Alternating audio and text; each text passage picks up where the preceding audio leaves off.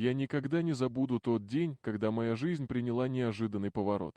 Благодаря лошади меня зовут Каролина, и мне 22 года. С детства я испытывал глубокую любовь к природе, но никогда не думал, что случайная встреча изменит мой взгляд на мир. Все произошло холодным серым днем.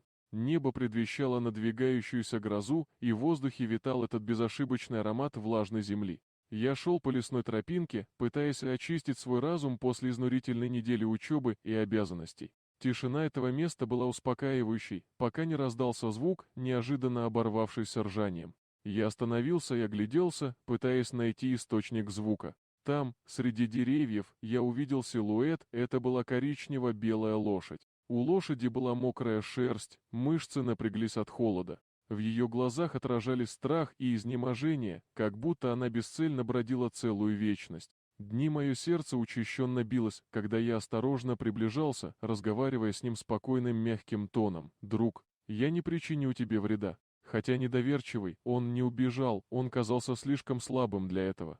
Я решил отвезти его в ближайшее место, где я мог бы защитить его, старую конюшню, которая когда-то принадлежала моему деду. Убежище было скромным, но достаточным, чтобы защитить нас от шторма. Я приспособил его тем немногим, что у меня было, несколькими забытыми одеялами, немного сухого сена и чистой воды. Пока я заботился о нем, что-то внутри меня начало меняться. Я не только помогал беспомощному существу, но и помогал ему. То, что я также чувствовал, что он каким-то образом помогал мне. С течением времени лошадь и я образовали особую связь. Я назвал его Бриз. Сначала он был неуловим, но постепенно начал доверять. Каждое маленькое продвижение было достижением. В первый раз, когда он позволил мне погладить его, в первый раз, когда он хихикнул, увидев меня, в первый раз, когда он свободно бежал рядом со мной. Бриз стал моим неразлучным спутником.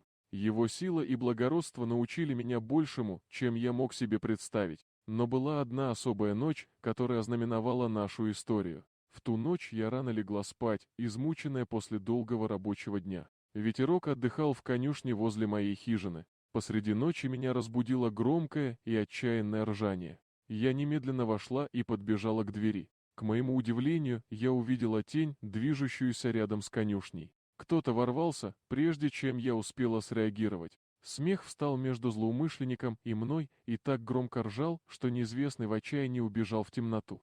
Той ночью я поняла, что Бриз был не просто животным, он был моим защитником, моим другом, символом силы, которую мы все храним внутри, даже когда нам кажется, что мы одни. С тех пор моя совместная жизнь с ним была полна незабываемых моментов. Я научилась ценить верность, доверие и магию друзей. Сегодня я смотрю, как он свободно гуляет на солнце.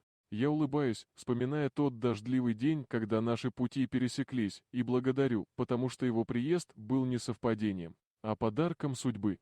Дорогие друзья, если вам понравилось видео, поставьте лайк, а также подписывайтесь на канал, где найдете еще много интересного.